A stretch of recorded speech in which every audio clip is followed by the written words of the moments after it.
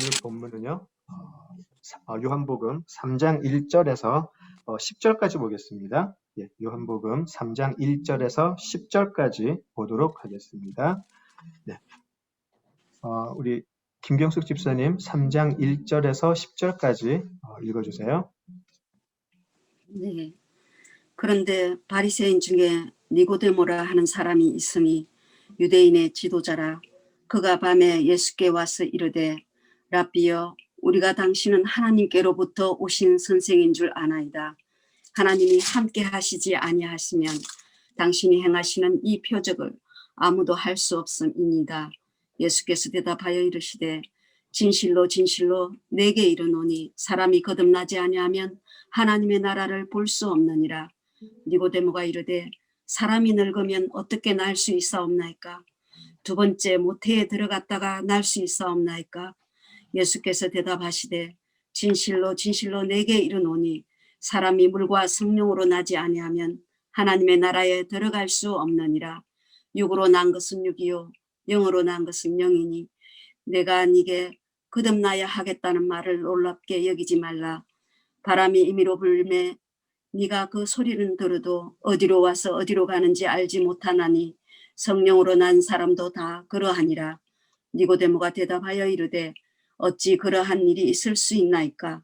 예수께서 그에게 대답하여 이르시되 너는 이스라엘의 선생으로서 이러한 것들을 알지 못하느냐? 아멘. 네, 기도하시죠. 아버지 하나님, 은혜를 감사합니다. 오늘도 저희들에게 귀한 아버지 하나님의 말씀 나눌 수 있게 인도하시고 또 초대해 주심을 감사합니다. 깊은 말씀, 깊은 내용, 인간의 입으로 나누지 않게 하시고 성령께서 함께하여 주시어서 성령의 인도하심으로 나누게 하시고 또 듣고 깨달을 수 있게 하여 주시옵소서. 그리고 이것이 진정 성령의 인도하심이라면 우리들의 삶 속에 변화가 있게 하시고 열매가 있게 하여 주시옵소서. 오직 모든 것을 아버지께 의지하오며 예수님 이름으로 기도드립니다. 아멘. 네, 지난주에 했던 본문을 다시 하면 좋겠는데요. 지난주에 말씀드린 것처럼 이 요한복음 3장의 내용은 볼 때마다 새롭고요. 볼 때마다 새로운 것을 깨닫게 되는 것 같고 어쩌면 우리가 믿음을 통해 구원을 얻고 또 하나님의 자녀로 성장해 나가는 데 있어서 가장 중요한 부분이 아닐까 그런 생각을 하게 됩니다. 우리가 지난주 또 이번 주 어쩌면 다음 주까지 이 부분에 대해서 하게 될 것 같은데요. 우리가 평생에 이 부분을 묵상하고 묵상해도 모자라지 않을까 그런 생각이 듭니다. 또 하나 반대로 생각을 하게 되면요. 이 3장에 대한 충분한 묵상, 충분한 고민이 없었기 때문에 요즘 우리가 겪고 있는 많은 우리 믿음의 위기, 또 우리 교회의 타락 같은 것이 있는 것이 아닌가 그런 생각을 하게 됩니다. 오늘 우리가 읽었던 본문 예수님과 니고데모의 대화를 통해서 거듭남에 대해서 다시 한번 좀 나눠보면 좋겠습니다. 이 거듭남이라는 것이 우리 구원의 여정에 있어서 가장 출발점이 되고요. 또 하나의 조건이 될 텐데 한쪽에서는 이 거듭남, 다시 말해서 중생이라는 교리가 어느새부터 우리 교회 역사에서 사라지면서 이 교계의 추락, 그리고 우리 믿음에 이 혼탁하게 되는 것이 시작되었다라고 말씀하시는 분도 계시고요. 그리고 또 이단들은 항상 이 틈새를 파고들죠. 현대교회가 어느 순간부터 중요시하지 않았던 이 중생의 교리, 이것을 붙잡고 또 이단들이 또 태어나게 되죠. 우리가 잘 알고 있는 다락방이나 또 그런 이 거듭남만 또 강조하는 또 이단들도 많이 있음을 우리가 알게 됩니다. 거듭남이 우리의 구원의 여정에 있어서 전부 다는 아니지만 분명히 중요한 출발점인 것은 사실이고요. 예수님은 이 거듭남을 기본으로 해서 그 후에 우리의 신앙의 성장, 또 우리 구원의 여정의 완주 그런 것을 이야기하시며 또 그 가운데에서 우리 요한복음 후반절에 우리가 그때 공부했듯이 하나님과의 연합에 대해서 또 이야기를 하시죠. 이 3장에 나오는 거듭남의 교리를 상실하게 되면 그 후에 어떠한 제자 훈련을 하던 어떠한 영적인 경험을 하던 아무 의미가 없다는 것을 우리가 알고요. 다시 한번 살펴보도록 하겠습니다. 오늘의 내용 3장 1절에서 10절인데요. 자, 1장으로 다시 한번 가보겠습니다. 우리 사도 요한이 1장에서부터 계속해서 대조해 오던 것이 있었죠. 빛과 어둠을 계속해서 대조를 시켰고요. 어둠이 빛에게 삼키우려면 어떻게 해야 되나요? 빛이 왔을 때 어둠은 물러가지 않았고 알아보지도 못했고 오히려 그 빛을 대적하던 것을 우리가 볼 수 있는데요. 그 후에 이제 2장, 또 3장 넘어오면서 우리가 보게 되는 것은 어둠이 빛에게 삼키우기 위해서는 본질적이고 근본적인 변화가 있어야만 가능하다는 것을 우리가 배우고 있습니다. 자, 이 본질적이고 또 근본적인 변화는 육으로, 혈통으로 또 사람의 생각으로 표현되는 인간적인 조건이 완전히 파괴되어야 하고요. 사람의 생각으로는 절대 이해할 수 없는 변화가 되어야 함을 알려주고 있습니다. 물이 어떻게 포도주로 바뀌죠? 이해가 되지 않고요. 어떻게 46년 동안 지었던 성전이 허물어지고 난 후에 사흘 동안 새 성전이 지어질 수 있을까요? 우리가 알 수가 없죠. 복음은 사실 이것이 맞죠. 복음이라는 것은요. 영어로는 우리가 스캔들이라고 그래요. 우리가 스캔들이라 그러면 뭐 연예인들이 뭐 누가 누구랑 사귄다더라 그런 스캔들로 알고 있는데요. 우리 그 영어 성경을 보면 복음은 그 당시 사람들에게 굉장히 스캔들러스했다 그렇게 나와 있어요. 도저히 우리 상식으로는 알 수 없고 우리가 기존에 알고 있던 모든 사고 체계가 허물어지지 않으면 받아줄 수 없는 것이 복음이었기 때문에요. 어둠에 살고 있는 우리들에게 복음이 처음 전해질 때에 그것이 믿을 수 없다라고 하는 것이 오히려 자연스러운 반응인 것이죠. 우리가 다른 사람에게 복음을 전했는데 그 사람이 모든 것을 갑자기 다 받아들였다 하면 오히려 당황해야 되는 거죠, 사실은. 물론 복음에 힘이 있지만 우리들의 본질을 바뀌지 않은 본질을 생각한다면 복음이 지금 이야기하고 있는 것은 물이 포도주가 바뀌듯이 말도 안 되는 것일 수밖에 없다라는 것이죠. 자, 이런 변화를 예수님께서는 가나의 혼인잔치에서는 물이 포도주로 바뀌는 것으로 또 옛 성전이 무너지고 새 성전이 세워지는 것으로 말씀하셨고 또 그리고 이제는 하늘로부터 나는 것으로 이야기를 하십니다. 자, 니고데모와 예수님의 대화 첫 대목에서 우리가 니고데모의 성격을 많은 분들이 파악을 하려고 하셨죠. 매우 겸손한 사람이었다. 매우 솔직한 사람이었다. 그러는 사람도 있고요. 어떤 분은 평생 공부만 해가지고 좀 용기가 없는 사람이었던 것 같아. 밤에 나오는 거 보니까. 뭐 어쨌든 여러 가지로 니고데모를 해석을 합니다. 그런데 우리는 니고데모가 예수님에게 했던 그 일종의 고백 같은 것에 한번 집중을 해보면 좋겠습니다. 예수님을 먼저 랍비라고 하고 하나님께로 온 선생님이라고 하였죠. 그죠? 자, 바리새인의 리더, 공회원이 이런 호칭을 예수님께 했다는 것은요, 사실 큰 충격이죠. 우리는 이 부분을 읽으면서 예수님에 대해서 뭐 이 정도는 생각을 해야지라고 당연하게 볼 수 있겠지만 우리가 그 당시에 예수님과 함께 있던 제자 중에 한 사람이었다면 제자가 아니고 그냥 예수님이 하신 일이 하도 신기해가지고 따라다니던 무리 중에 한 사람이었다면 니고데모라는 사람이 와서 예수님께 그렇게 불렀다고 하면 얼마나 놀랐을까요? 어떤 기분이었을까요? 한번 아침에 좀 생각을 해봤는데요. 제자들이 나는 옳은 결정을 했다. 내가 제대로 따라올 사람을 따라왔다. 쾌재를 불렀을까요? 아니면 니고데모가 하는 그런 모습을 보고 그냥 니고데모에게 어떻게 이런 사람이 와서 예수님께 이런 이야기를 하나? 니고데모 저 사람 제정신인가? 그런 생각을 했을까? 여러 가지 생각을 하게 되었습니다. 자, 니고데모는 사실 많은 충격을 받은 것 같아요.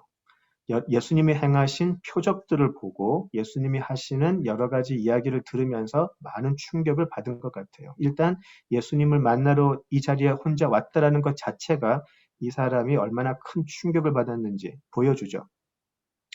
반면에 같은 바리새인들 그리고 또 다른 서기관들은 예수님의 이적을 보고 반감을 가지게 되었고요. 어떤 죄목이라도 만들어서 예수님을 잡아들이려고 했었죠. 그래서 니고데모와 그 사람들은 분명히 구별이 되는 것 같습니다. 자, 그렇지만 니고데모도 크게 다르지는 않았다라는 것이 예수님의 말씀이죠. 니고데모에게 호기심 이상의 놀라움 또 관심이 생긴 것은 확실한 것 같아요. 그리고 또 그는 다른 바리새인들하고는 달리 자신의 체면 또 지위는 뒤로하고 솔직한 고백을 할 수 있을 만큼 확신이 있었던 것 같아요.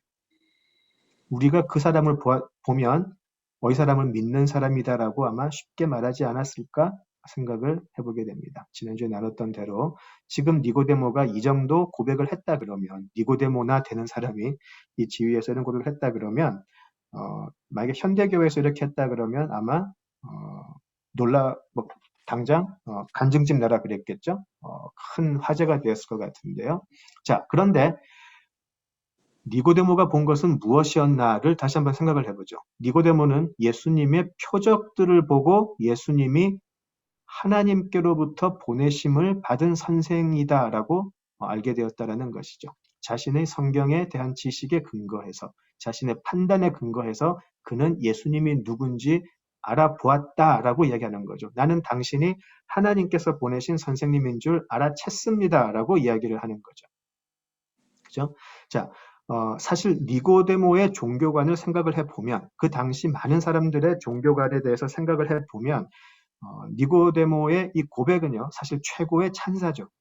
선생님이라는 것도 사실 예수님에게 랍비, 선생님이라는 칭호를 하는 것도 엄청난 일인데요. 거기다가 하나님께로부터 온 선생이라는 것은 거의 예수님을 선지자 대열에 올려놓는 거죠. 우리가 잘 알듯이 말라기 이후에 400여 년을 선지자 없이 살아왔던 이스라엘인데요.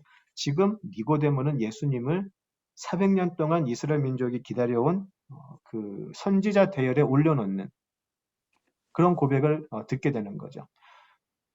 엄청난 찬사입니다. 엄청난 찬사이고 엄청난 고백이에요. 지나가다가 그냥 예수님 표적 한번 보고 이야기한 게 아니고요. 니고데모라고 하는 당대의 최고의 학자, 사내들인 공회원이 당신은 하나님이 보낸 선생님입니다. 고백하는 것이니까요. 정말 이 사람은 믿는 사람처럼 보였을 것 같아요. 우리도 쉽게 그렇게 얘기했을 것 같아요. 그런데 예수님의 대답은 우리가 잘 알듯이 매우 강한 부정이죠. 아니, 너는 이 표적을 제대로 이해할 수 없다라고 이야기하시죠. 너에게는 그 표적이 무엇을 뜻하는지 해석할 수 있는 능력 자체가 없다라고 이야기를 하시죠. 이것은 니고데모의 고백을 부인하는 것을 넘어서 너는 영적으로 무지한 자다라고 이야기하시는 것이죠. 예수님의 표적은 자신이 하나님께서 약속한 메시아임을 보여주는 것인데 니고데모는 예수님을 선지자로 보고 있으니까 예수님께서 보시기에는 영적으로 무지한 자일 수밖에 없죠. 마치 쇼팽을 연주하는 연주자들이 있는데요.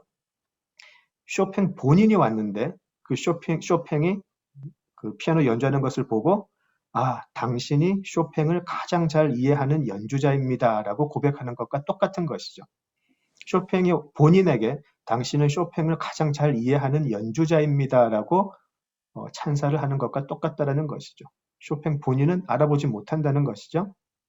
자, 3장 36절을 한번 보시면은요. 이 후반에 3장 36절을 보시면 세례 요한의 제자들도 3장 26절이네요. 36절이 아니고 3장 26절을 보시면 세례 요한의 제자들도 세례 요한을 랍비라고 부르고 선생님이라고 부르고 있어요.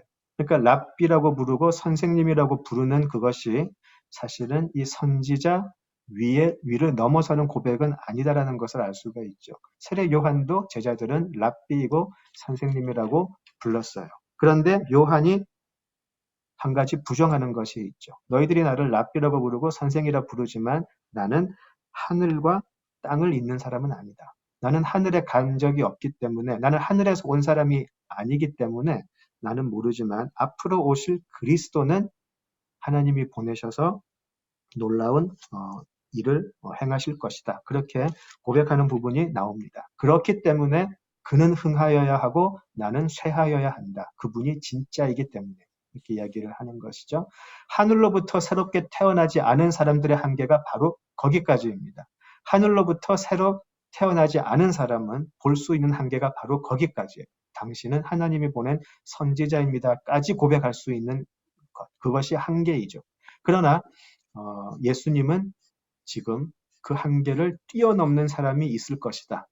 나를 선지자로 보지 않고 랍비로 보지 않고 선생으로 보지 않고 진정으로 하나님께서 보내신 그리스도라고 볼 수 있는 사람이 분명히 있을 것이다. 그들이 누군가요? 하늘로부터 태어난 바로 성령으로 거듭난 사람들이죠. 니고데모는 거듭나지 않았기 때문에 하나님의 나라를 볼 수도 없고 볼 수 없으니까 들어갈 수도 없는 것이죠. 예수님이 그리스도인 것을 알았다면 하늘과 땅을 연결하는 유일한 사닥다리, 야곱이 꿈꾸었던 그 유일한 사닥다리임을 알았다면, 그 인자이심을 알았다면 그는 하나님의 나라를 볼 수 있는 사람이었고 또 예수님을 통해 하나님의 나라에 들어갈 수 있음을 알았을 것입니다. 나를 밟고 하나님의 나라로 들어가라 라고 말씀하시는 사닥다리가 여기 있는데 니고데모를 비롯해서 이 주변의 사람들은 여전히 자신들의 눈앞에 있는 사닥다리도 또 그 사닥다리가 어떻게 사용될지도 모르는 무지한 자들임을 그대로 보여주는 것이죠. 자신의 지적인 능력에 대해서 자신감이 있었는지 아니면 교만이 있었는지 모르겠습니다. 니고데모가 어떤 사람이었는지는. 그래서 어쩌면 자신의 고백에 굉장히 자신이 있었을 수도 있지 않았을까 생각할 수도 있겠지만 예수님은 2장 25절에서 말하듯이 사람 속에 있는 것을 아시는 분이었죠. 예수님은 지금 니고데모의 면전에서 너는 영적 장님, 하늘의 것을 볼 수 없는 무지한 자라고 말씀하시는 것이죠. 2장 25절 보시면은요, 니고데모와의 대화 바로 직전에 있었던 부분이죠. 2장 25절을 보시면 그가 친히 사람의 속에 있는 것을 아셨습니다. 라고 하고 바로 니고데모의 이야기가 나오죠. 이 2장 25절의 말씀이 니고데모와의 대화를 연결시켜주는 부분이라면 예수님은 니고데모의 겸손한 고백 안에서 오히려 니고데모의 숨겨진 의도 혹은 무지를 그대로 보셨다는 말이죠. 이 25절에서 말했던 사람, 우리 3장 2절을 잠깐 보시면은요. 랍비여 우리가 당신은 하나님께로부터 오신 선생인 줄 아나이다 라고 해서 우리라는 표현을 쓰죠. 그래서 어쩌면 2장 23절에서 25절에 나오는 예수님이 행하셨던 표적들을 보고 예수님께로 나오는 그 많은 무리를 대표하는 사람이 니고데모가 아니었을까라고까지 우리가 추정을 할 수가 있죠. 니고데모의 이 믿음의 고백 역시 예수님은 그 본질을 보시고 거듭나지 않은 자의 어떠한 고백도 의미가 없는 것이라고 바로 잘라서 바로 단호하게 이야기하시는 것이죠. 그 사람이 세상 속에서 얼마나 영향력이 큰 사람인지는 아무 상관이 없는 것입니다. 자, 믿음이 진실한 것이 되기 위해서는 나의 배경이나 경력이나 열심 그런 것에 근거한 것이 아니고 내 속의 영이 거짓의 영에서 성령으로 본질이 변해 있음이 중요한 것이죠. 그것을 우리가 교리적으로는 중생 혹은 거듭남이라고 이야기를 하죠. 자, 진정으로 성령이 내 안에 계시면 우리는 세상의 시간에서 하나님의 시간으로 궤적을 달리하게 되죠. 세상과. 자, 우리는 어느덧 하나님의 시간표를 따라서 하나님의 이끄심을 따라가는 삶을 살게 된다는 것입니다. 자, 한 가지 분명히 할 게 있는데요. 우리가 요한복음 이 3장의 내용을 볼 때 자동적으로 하는 습관이 뭐냐면 우리는 니고데모가 아니다라는 생각입니다. 그래서 항상 우리가 니고데모를 좀 우리보다는 한 수 아래에 있는 사람으로 알고 좀 그렇게 내려다보는 경향이 있죠. 자, 그런데 예수님께서는 분명히 말씀하십니다. 오직 그리스도의 영을 가진 자만이 참 그리스도인이고 그리스도의 영을 가지지 않은 그리고 그리스도의 영을 가진 자들은 하나님의 말씀을 순종하는 삶을 사는 것으로 증명을 한다라고 이야기하시죠. 자, 복음서의 여러 비유를 통해서 예수님께서는 분명히 마지막에 알곡과 가라지를 구분하시고 또 그물에서 좋은 고기와 나쁜 고기를 구별해내시고 오직 열매로서 그 나무가 좋은 나무인지 아닌지를 판단하겠다고 하셨습니다. 일관된 구별의 기준이죠. 하나님께서 알곡과 가라지를 구분하시고 좋은 고기, 나쁜 고기 구별하시고 하나님께서 그 열매로 판단하겠다라고 하시는 것이죠. 우리 사람의 눈에, 우리 거듭나지 못한 사람의 눈에, 육의 눈에는 참 좋은 가라지인데 영으로 보면 알곡인 경우가 분명히 있죠. 제가 말을 조금 어렵게 했네요. 예. 육의 눈으로 볼 때는 가라지인데 제가 좋은 가라지라는 표현을 썼네요. 육의 눈으로 볼 때는 가라지여서 저 사람은 구원받지 못한 사람이야. 저 사람은 하나님과 상관없는 사람이야. 라고 이야기할 수 있지만 영의 눈으로 보면은 알곡일 수도 있다는 것이죠. 바꿔 말하면 육의 눈으로 볼 때는 알곡인데 영의 눈으로 볼 때는 가라지인 경우가 분명히 있다는 것이죠. 자, 이런 것 때문에 거듭나지 못한 눈을 가진 이 사람들의 평가 때문에 혹시 우리들은 우리 스스로까지 평생 속이면서 살아온 것은 아닌가 생각을 하면 좋겠습니다. 이 구원의 확신이라는 것이 너무 남용이 되어가지고요. 때때로 예수님을 믿는 것인지 아니면 구원의 확신을 믿는 것인지 구별하기 어려울 때가 굉장히 많습니다. 나는 구원의 확신이 있음을 믿으니까 구원을 받았습니다라고 하는 그런 말 많이 들어보셨죠? 정말 이 사람이 예수님을 믿는 것인지 구원의 확신을 믿는 것인지 구별하기 어려울 때가 굉장히 많이 있습니다. 예수님을 믿는 것은 내가 예수님을 믿는다고 말하는 그것이 아니고 분명히 예수님은 좋은 열매를 맺는 나무인지 좋은 열매는 뭐죠? 예수님과 하나 된 사람인지 그것을 보시겠다라는 것이죠. 그것을 사도 바울은 로마서에서는 그리스도의 영을 가진 자만이 구원받은 자들이다. 하나님의 자녀이다. 라고 이야기를 하는 것이죠. 평생을 니고데모로 살면서 자신은 예수를 믿고 예수의 영을 가졌다고 착각하고 사는 비극의 삶을 사는 사람들이 분명히 있다라는 것이죠. 그래서 사도 바울의 고백처럼 매일매일 나의 구원을 점검하며 가야 할 책임이 우리에게 있는 것입니다. 제가 잠깐 다른 얘기를 하나 드리면은요. 이 영으로 거듭난다는 것에 대해서 참 고민을 많이 할 때가 있었는데요. 제가 한 2008년, 2009년 정도에 그 무당에 대한 다큐멘터리, 그때 제 기억으로 한 5부작 됐던 것 같아요. 제가 다시 찾으니까 좀 찾지를 못하겠는데요. 그 무당에 대한 다큐멘터리를 본 적이 있어요. 그래서 이제 어떤 방송국에서 이제 갑자기 신내림이 와가지고요. 일반적인 삶을 살다가 갑자기 그 영을 받아가지고 그 영을 이기지 못해서 결국 신내림을 받는 어떤 젊은 무당의 이야기였습니다. 자, 굉장히 좀 충격이었어요.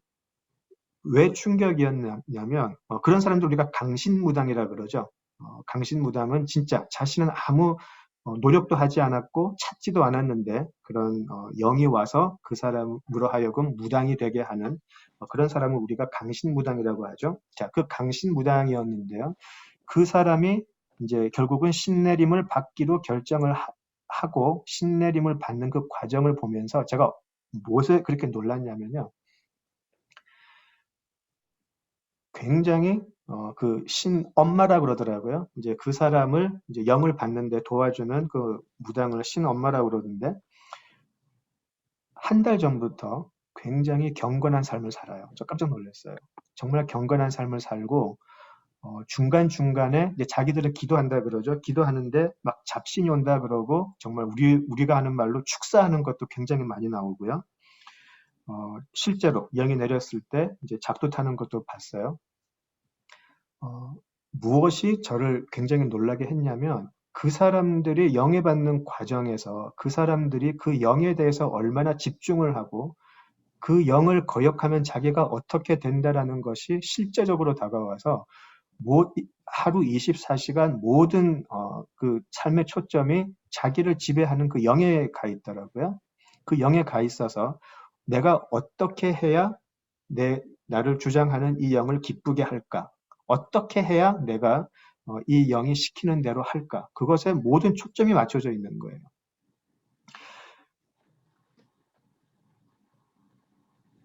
잡신을 받은 그 사람들도 자신의 삶이 그렇게 그 잡신을 받고 나서 삶이 그렇게 바뀌어 버리는데 그리고 매일매일 그 자신을 잡고 있는 그 영 앞에서 기도하고 그 영이 좋아할 수 있게 예배하고 저는 깜짝 놀랐어요. 모든 삶이 그 영에게만 집중이 되어 있는 그 모습을 보고요. 제가 지금 말로 다 표현을 못 하겠는데 그러면서 그 사람들이 그런 얘기를 해요. 무당이 되어서 힘든 사람에게 격려하고 이 세상에서 소망이 없는 사람에게 소망을 주고 이 세상을 좀 더 아름답게 만들기 위해서 이제 무당의 길로 간다. 그런 말까지 하더라고요. 잡신을 받은 무당들도 그 정도인데 왜 성령을 받은 우리는 그 무당의 반도 못 따라가나? 그런 생각이 그때 들었어요. 제가 하는 이야기를 오해하지 않고 들으셨으면 좋겠어요. 네, 오해하지 않으실 분들이기 때문에 제가 이 나눔을 합니다. 괜히 또 저한테 그 말씀 나눔 중에 무당 이야기했다고 오해하시지 마시고. 예. 근데 저는 그때 정말 화가 났었어요. 잡신을 받은 무당도 저렇게 자신의 영을 따라서 가려 그러는데 저 귀신들한테 잡힌 무당들도 왜 교회는 성령에게 붙잡혔으면서 반도 못 따라가나. 하는 일마다 성령을 거스리는 짓만 하려고 그러고 하는 일마다 하나님을 기쁘게 하기보다는 자기들을 기쁘게 하려고 하고 도대체 누가 주인인지 모를 이런 행태를 그대로 하고 있나. 정말 그때 화가 났었어요. 교회를 향했던 그 화가 이제 제 자신에게 왔었죠. 나는 정말 성령을 받은 사람이 맞나? 나는 왜 하루 24시간 하나님을 생각하지 못하고 생각하는 것마다 내 자신의 기쁨을 위한 것이고 내가 하나님의 인도하심을 받는 게 아니라 하나님이 내 인도함을 받아 내가 원하는 대로 만족을 채워주게 하려고 하나. 도대체 누가 주인이고 누가 따라가는 사람인가? 굉장히 그때 화가 났었어요. 성령을 받는다는 것, 영으로 거듭난다는 것은 바로 이런 것이죠. 성령이 내 삶에 들어와서 이제까지 내가 이끌고 내가 좋은 대로 이끌어 가려고 했던 나의 삶의 주인이 완전히 바뀌어버리는 것이죠. 하나님의 인도하심이 전부가 되어버리는 것이죠. 그것이 거듭남이죠.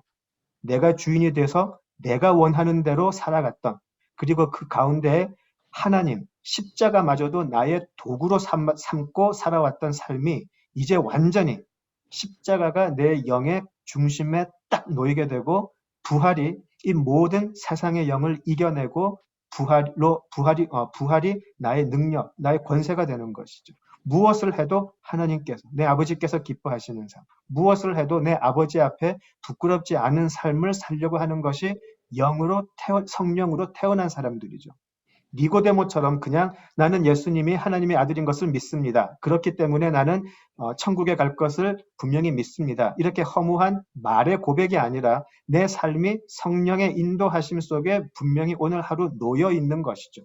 잡신을 받은 무당도 그렇게 살아가는데 성령을 받은 우리는 왜 이 모양인가? 지금도 질문하고 있죠. 굉장히 답답하고 또 하나님 앞에 늘 기도하는 것이 바로 이것이죠. 하나님, 왜 이럴까요?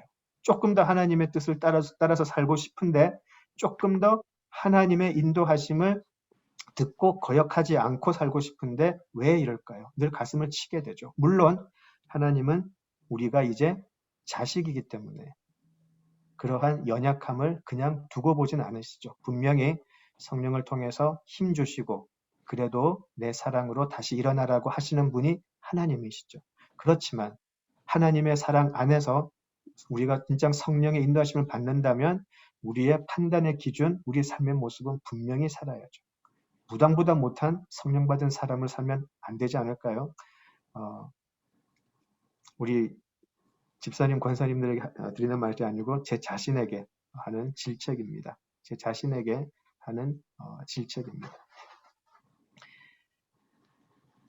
자, 이제 9절로 한번 가볼까요?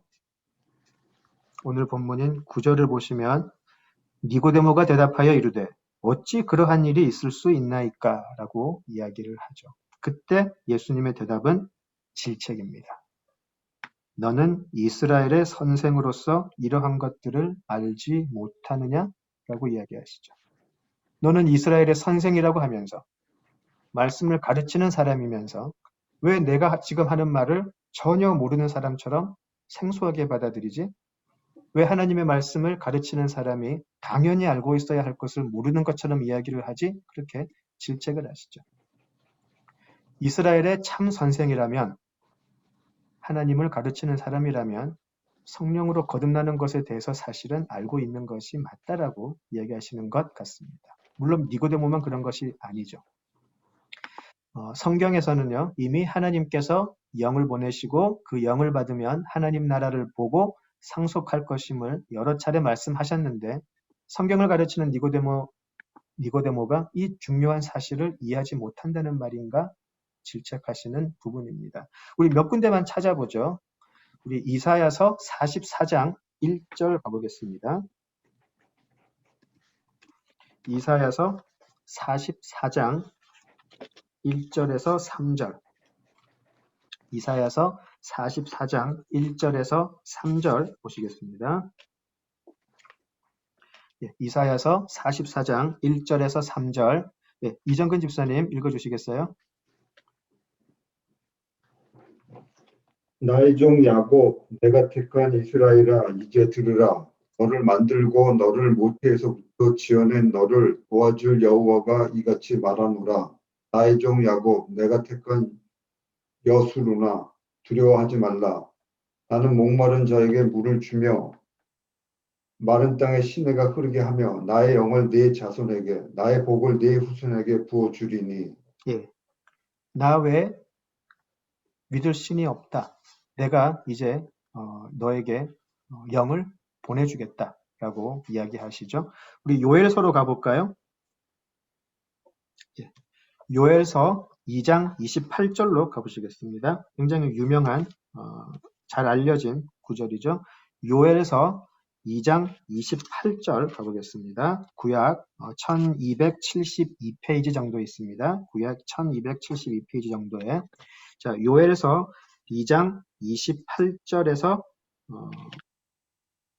32절을 읽으면 좋겠네요.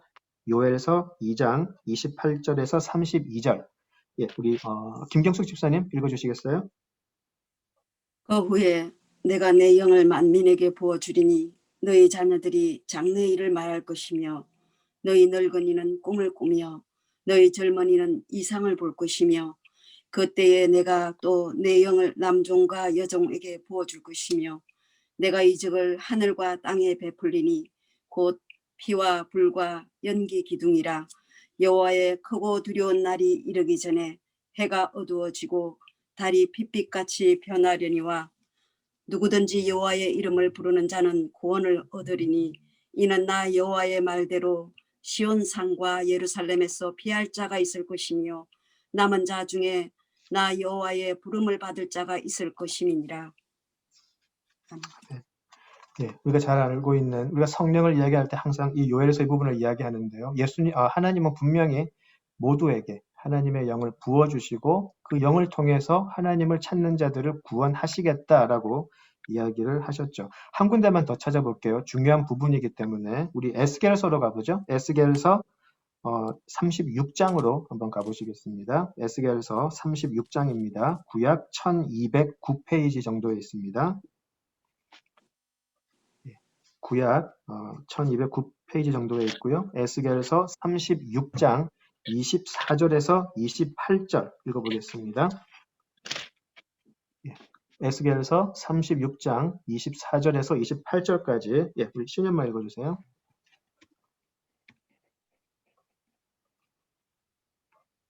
내가 너희를 여러 나라 가운데에서 인도하여 내고 여러 민족 가운데에서 모아 데리고 고국 땅에 들어가서 맑은 물을 너희에게 뿌려서 너희로 정결하게 하되 곧 너희 모든 더러운 것에서와 모든 우상 숭배에서 너희를 정결하게 할 것이며 또 새 영을 너희 속에 두고 새 마음을 너희에게 주되 너희 육신에서 굳은 마음을 제거하고 부드러운 마음을 줄 것이며 또 내 영을 너희 속에 두어 너희로 내 율례를 행하게 하리니 너희가 내 규례를 지켜 행할지라.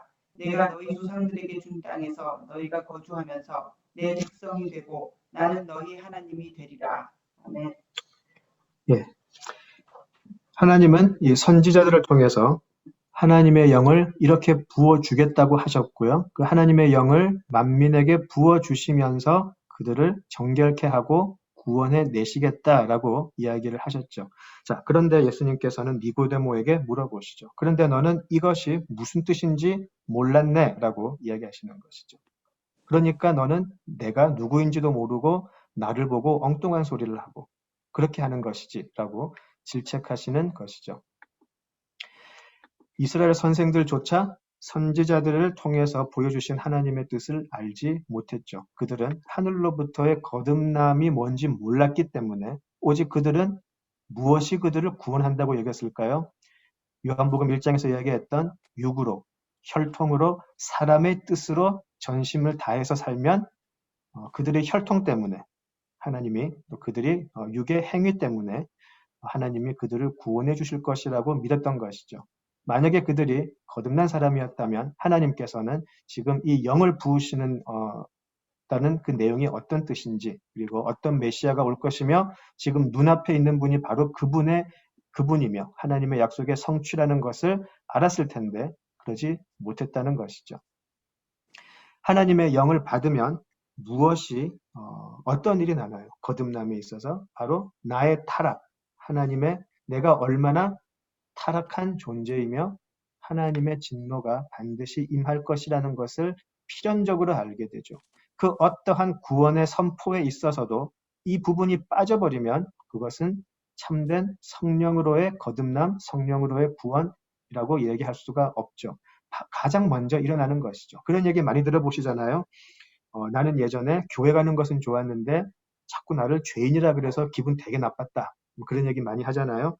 예, 복음이 그렇죠. 하나님의 영을 받으면 내가 도저히 인정할 수 없는 것이 자꾸 사실이라고 이야기를 하게 되니까 부딪히게 되죠. 나는 어려서부터 거짓말도 안 했고 엄마 아빠 말 잘 들었고 나는 내가 주어진 시간에서 열심히 공부도 했고 다 했는데 왜 자꾸 나보고 죄인이라고 그러냐. 받을 수가 없는 것이죠. 그것이 맞죠, 사실은. 복음은 거듭나지 않은 사람들에게는 받을 수 없는 내용이라는 것이죠. 자, 그런데 나의 타락, 나는 태생적으로 죄인이다라는 것을 어느덧 알게 되고요. 그런데 그게 끝이 아니라 그 사실 때문에 나는 하나님의 진노 속에 있는 자라는 것을 알게 되고요.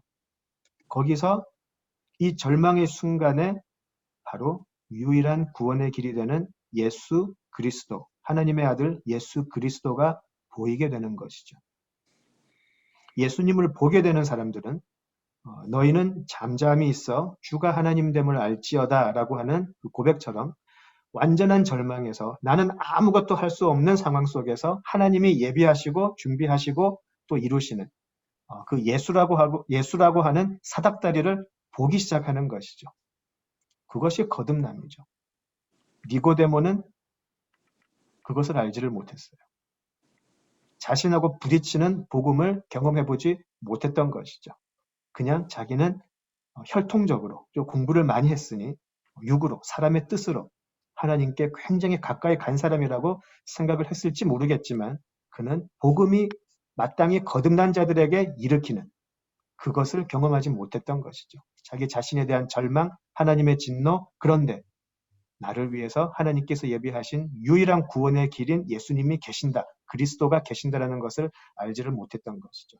동일하게 이 질책이 적용이 될 것 같습니다. 현대 교회에도 그렇게 성령 외쳐대고 성령 집회 여기저기 난무하고 성령 사역자는 참으로 넘쳐나는데 어쩌면 사실은 그들조차도 하나님의 영을 받는다는 게 무언지 하나님의 영을 받은 사람이 어떻게 변하고 달라지는지 알지 못하는 것은 아닐까 질문하게 됩니다. 성경적으로 보았을 때, 말씀으로 보았을 때 그들이 우리 눈앞에서 어떠한 놀라운 일을 행한다고 할지라도 말씀에 비추어서 그들이 하는 사역을 볼 때 그런 질문을 하지 않을 수 없다는 것이죠.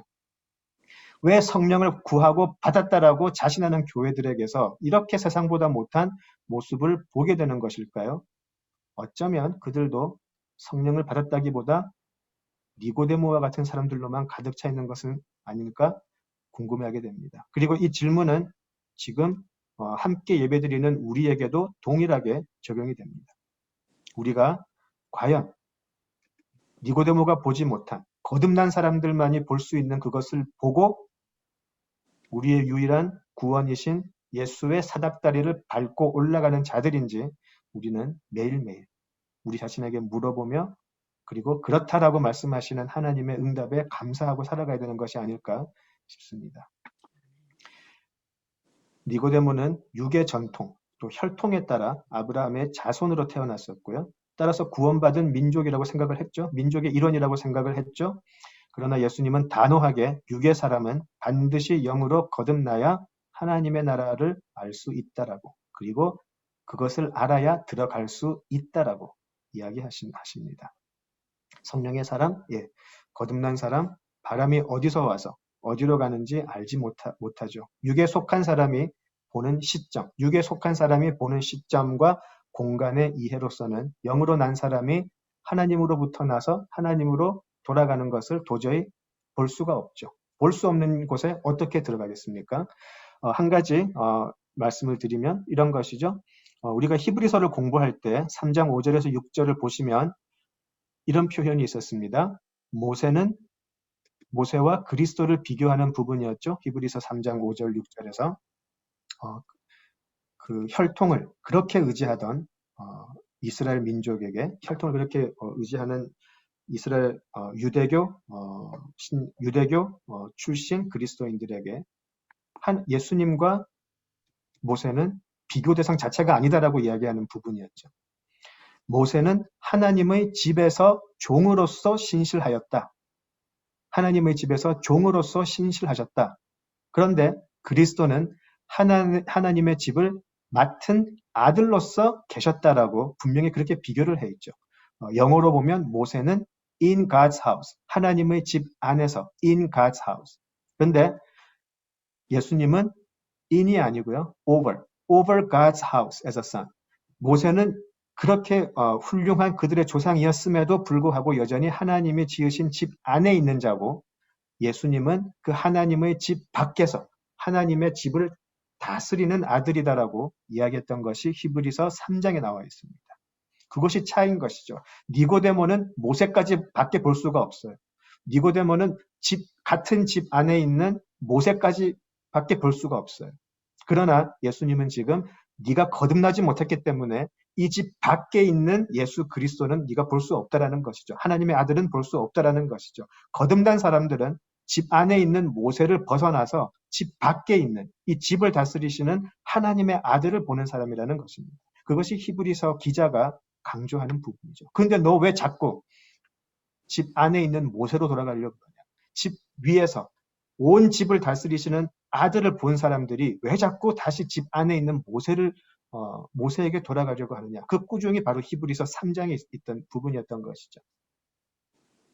하늘로서 태어난 자들, 예수의 영으로 그 집을 다스리는 하나님의 자녀가 되는 권세를 받는 것이죠. 모세를 뛰어넘어서 그 예수 그리스도와 함께 이 집을 다스리는 하나님의 자녀가 되더라는 것이죠. 이 권세를 받았다라는 것이죠. 이 권세를 본 사람들은 그것으로 충분합니다. 내가 감히 집 안에서 갇혀서 아웅방 살던 제가 이 집 전체를 다스리는 아들의 자리로 나아가게 되고 그 권세를 받았습니다. 그 권세가 실질적이고 그 권세가 실체이기 때문에 감사하고 기뻐하죠. 그러나 그것을 보지 못하는 자들은 뜬구름 잡는 이야기인 것이죠. 우리의 믿음을 보고 비웃는 세상, 바로 그것이죠. 그 사람들은 볼 수가 없기 때문에. 자, 우리 요한복음 1장 13절에서 보았듯이 오직 하나님께로부터 난 자들만이 자녀가 되는 권세를 받고 하나님 나라를 보고 본 후에 들어가게 되는 것이죠.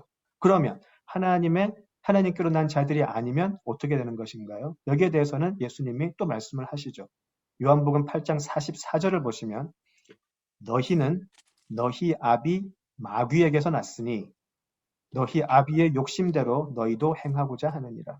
처음부터 살인한 자, 진리가 그 속에 없으므로 진리에 서지 못하고 거짓을 말할 때마다 제 것으로 말하니 이는 그가 거짓말쟁이고 거짓의 아비가 되었습니다. 라고 분명히 이야기하세요. 하나님의 거듭나지 못해서 하나님의 나라를 볼 수 없는 사람들은 마귀의 자식으로 살 뿐이다. 라고 분명히 이야기를 하시는 것이죠. 자, 이스라엘 민족은 이방인을 개취급했던 민족입니다. 정말 개취급했었어요. 이방인들을 개취급했던 이스라엘 민족의 지도자인 니고데모에게 너는 거듭나지 못했으니 마귀의 자식이다. 그렇게 말씀하시는 것과 동일합니다. 지금 니고데모는 무슨 생각을 하고 있었을까요? 자, 이 거듭남이 이렇게 우리 믿음의 신앙의 중요한데 이 거듭남의 교리가 자꾸 그 의미를 잃어버리고 있어요. 구원의 확신을 너무 남발하고요. 교세 확장에 눈이 먼 교회들이 이런 무지한 일을 많이 하죠. 반드시 회개해야 할 부분이고요. 그냥 교회를 다닌다고 모태신앙이라고 성경 공부 많이 했다고 해서 그 사람이 자동적으로 그리스도인 되는 것 아님을 우리는 명심해야 합니다. 제자 훈련 참 좋은데요. 거듭나지 못한 사람이 아무리 제자 훈련 다 해도 그 사람은 그리스도인이라고 할 수 없는 것이죠. 지금 시간이 굉장히 많이 갔는데요. 제가 하나만 더 하겠습니다. 다음 주에 하기보다 오늘 끝내는 게 좋을 것 같아서요. 자, 조금만 더 하죠. 예. 제가 항상 준비할 때는 35분에 끝내는 것을 목표로 하지만 참 다짐대로 되지가 않습니다. 예. 우리 바울의 고백을 통해서 거듭난 사람이 어떻게 삶이 달라지는지 보면 좋겠습니다. 우리 왜냐하면 고린도 후서 5장 17절에 보시면 우리가 잘 알고 있는 사도 바울의 고백이 있죠. 그리스도 안에서 새로운 창조물이 되는 것. 이전 것은 지나갔으니 보라 새 것이 되었도다라고 이야기를 하죠. 내가 예수를 나의 구주입니다. 나의 구세주 되십니다. 말로 어떻게 고백을 하든지 간에 옛 삶의 모습이 정리되지 않고 여전히 동일한 가치관 그리고 태도로 살아간다면 사실은 그 사람은 새로운 창조라고 할 수 없겠죠.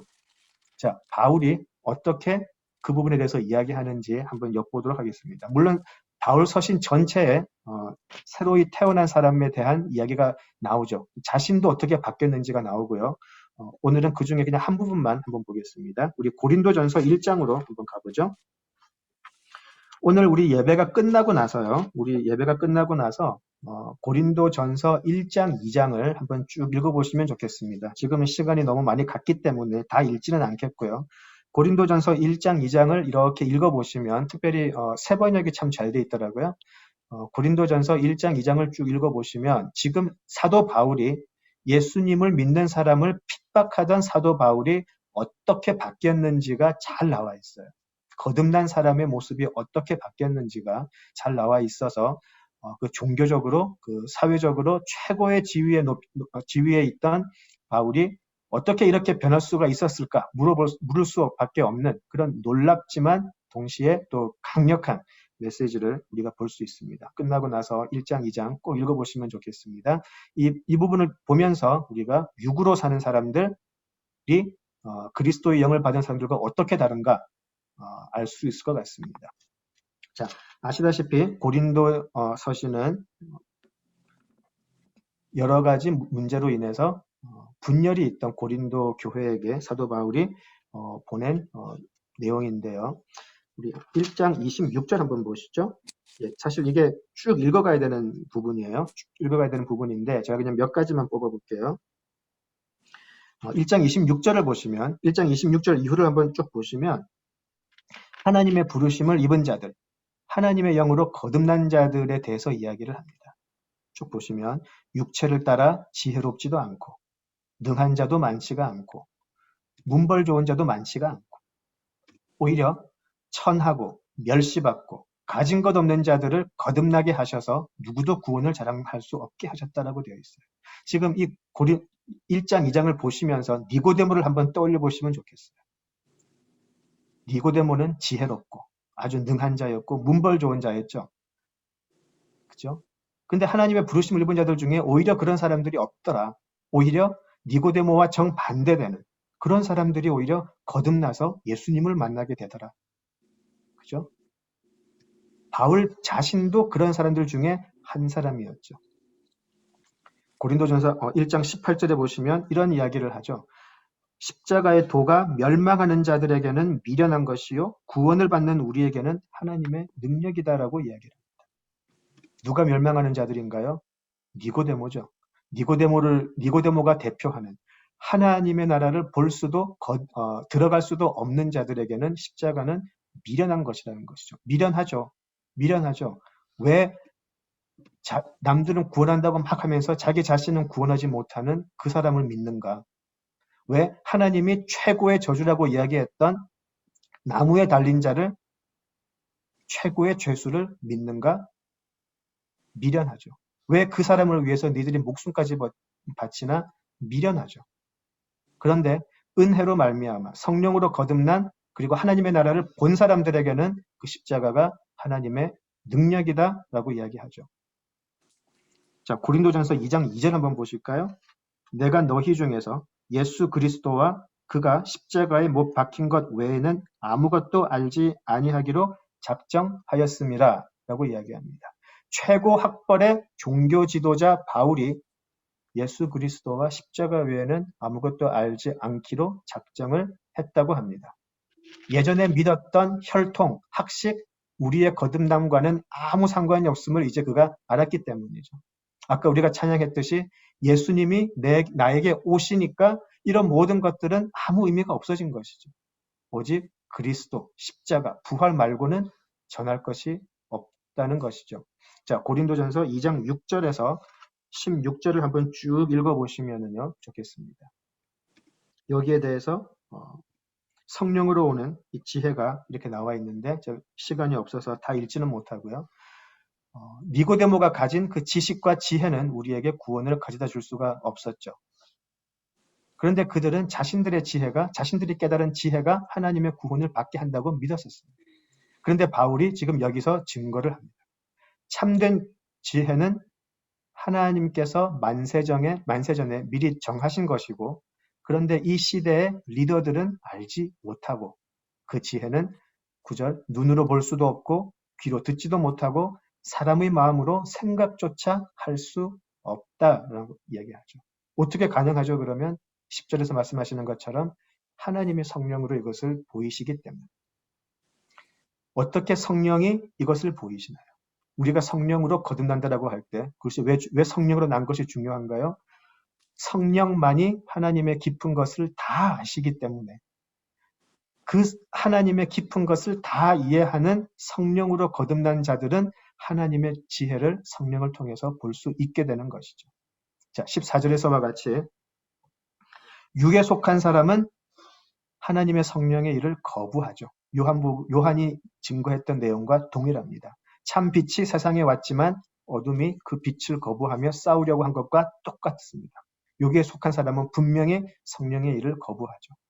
16절을 보시면 오직 성령으로 난 사람들만이 16절을 보시면 오직 성령으로 난 사람들만이 그리스도의 마음을 가지게 되어서 하나님에 대해 알게 되고 가르칠 수 있다는 것이죠.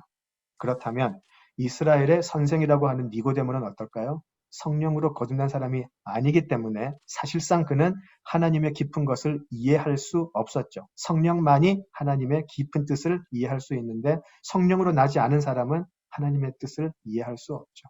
그렇기 때문에 그는 독생자를 통한 구원, 부활 전혀 이해할 수 없었죠.